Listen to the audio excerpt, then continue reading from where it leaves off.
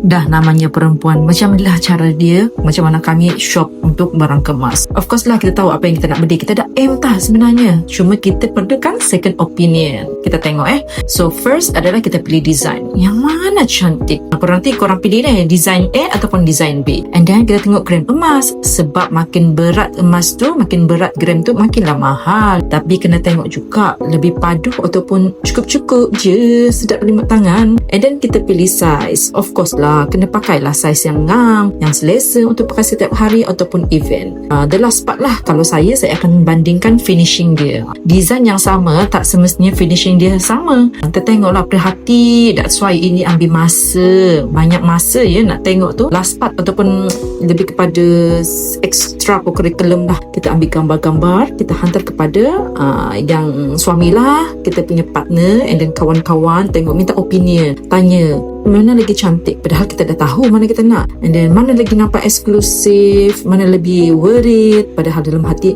tahu dah. So kalau korang dalam video ni pilih mana, design A ataupun design B? Drop your comment.